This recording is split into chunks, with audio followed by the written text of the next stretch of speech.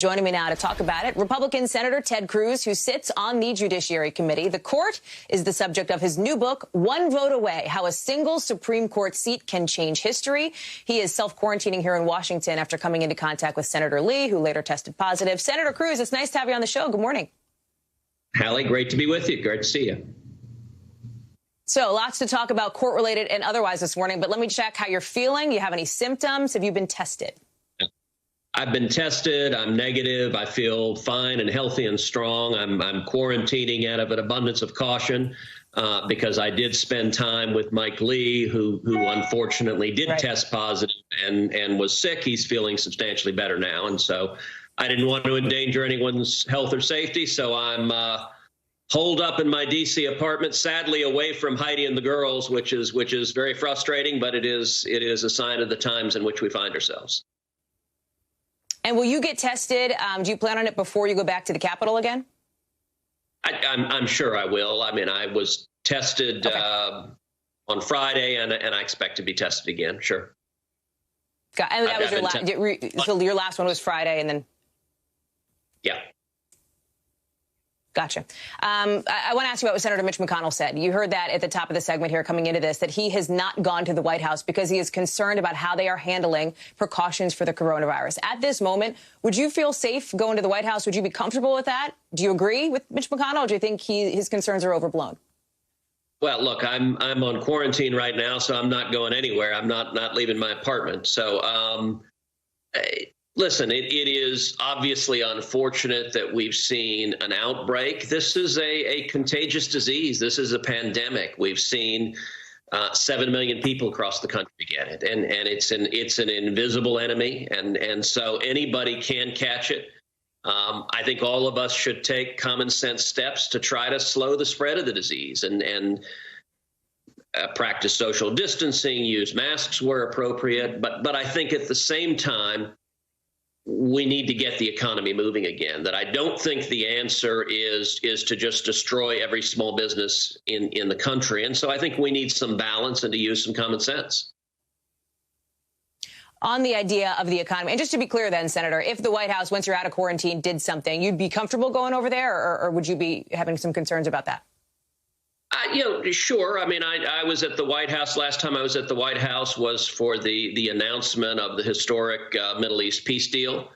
That was a major piece of history. I've been very involved in Middle East policy and have been one of, if not the strongest supporter of Israel in the Senate. And so was very glad to be there for that and to celebrate that event. And, that event was outside. And I think it is good to practice social distancing and to try to do what you can to reduce the risk of spread of the virus.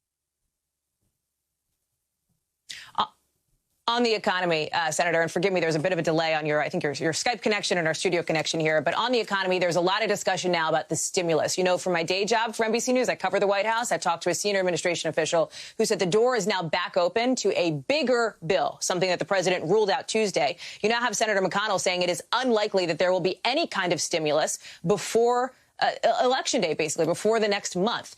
Have you talked to the president about a stimulus? Where is he on this? And what's going to happen to try to get some help to Americans? So I have talked to the president. I talked to him yesterday about it. I think the president is eager to cut a deal for a relief package.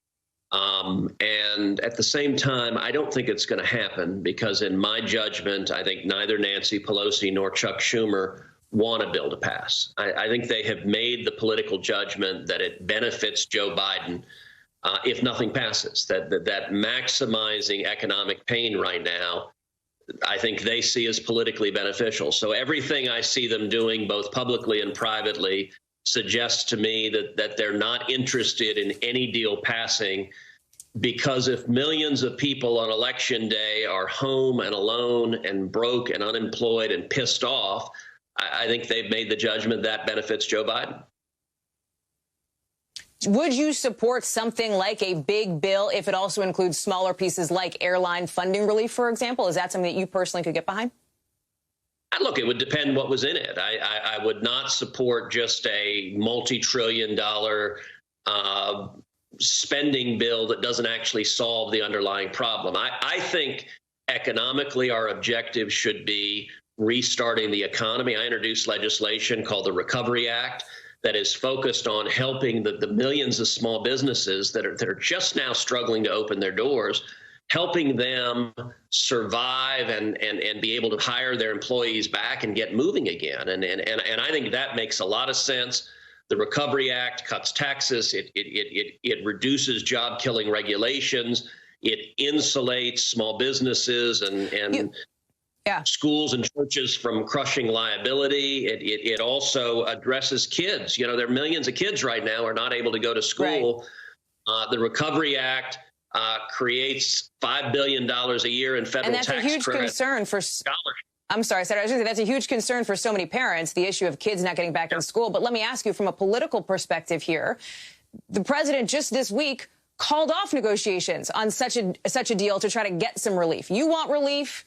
Democrats want relief. Republicans want relief. It seems like everybody wants to do something here. The president shut that switch off Tuesday, open it back up now today. Is that not whiplash? And how does that not make a deal harder?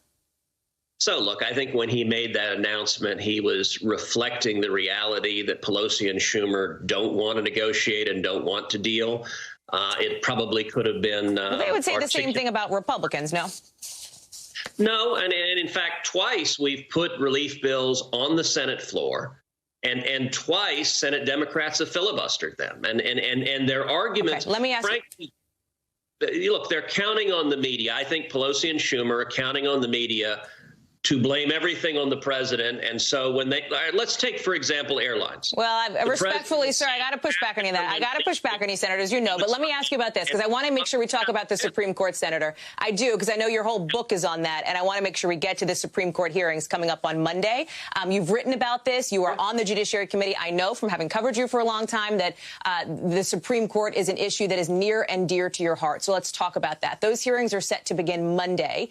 There is some new information out this morning from NBC News exclusively that Judge Coney Barrett did not include on her disclosure forms a notable case in which she was one of two lead attorneys defending a Pittsburgh steel magnate accused of helping to drive a hospital system in Pennsylvania into bankruptcy. So Democrats on your committee, Senator Doug Jones, for example, have been saying this process is so rushed, her information is not getting a full and fair review, that this information was apparently not included on her questionnaire.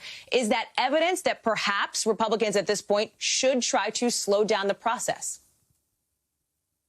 No, look, I don't know what the specific case is that you're referring to. I imagine people can ask questions at the hearing. Doug Jones is actually not on Judiciary, so he won't be participating in the hearing. But listen, from the instant this vacancy happened, every Senate Democrat said, don't fill the vacancy, don't fill the vacancy, delay the consideration. So it's not surprising, and I understand why they're doing it. They want the vacancy held open. I understand from their political perspective why that makes sense, but each individual argument for why they want to delay, look, they're going to oppose this nomination. No matter what, they opposed the nomination before Judge Barrett was put forward. I just hope next week when we have the hearings that we don't see a political circus, that they don't engage in personal smears and slanders attacking Judge Barrett and her family. If they want to address her credentials, a case she's handled, I think that's perfectly fair game to address and examine that. I expect the Judiciary Committee will do that, but it's not going to matter. I mean, she could be descended from Mount Sinai and carried by winged horses, and every Senate Democrat would vote no. And so that's just the reality of where politics is right now. You were out on our sister network, CNBC, this morning, I think, just to put on your political sort of politics hat this morning, Senator. And you said, I think, that it was ridiculous, right, that President Trump would debate Joe Biden virtually. Why would that kind of debate be ridiculous, but it's not ridiculous as the Senate Judiciary Committee is doing, to hold their committee hearings virtually? Well, because they're doing different tasks. A hearing is actually talking to a witness, asking questions, developing the record. We've done, I think it's now over 125 either virtual or hybrid hearings. We've been doing those routinely in the Senate, and then the Senate operates quite effectively. A debate is a very different dynamic. And in this particular instance, there are significant questions that have been raised about Joe Biden's potential mental decline, his acuity, essentially how up is he for the task of being president. A debate's a challenging dynamic. Do you think those questions have not been raised also about President Trump? With Speaker Pelosi, for example, today introducing what we just talked about in the show on this 25th Amendment issue, she's questioned the mental state of the president given the drugs he's on for his coronavirus treatment.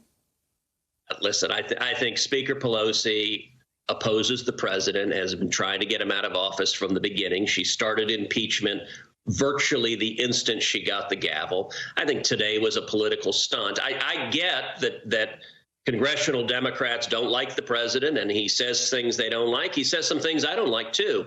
It's not, I don't think, the same sort of question in terms of potential mental decline. And look, the whole point, I've stood on a debate stage many times with Donald Trump. Debate is quite different, where you have two people going head to head. And I think I think the American people deserve to see. I thought the first debate was a mess, where both of them were attacking and interrupting too much. I'd like to see more of a sensible conversation. But I think virtual ends up just protecting Biden by allowing him essentially to hide in his basement. And I don't think that serves the voters well. A reminder, it is a town hall, so they'd be talking to American voters, developing a record on that.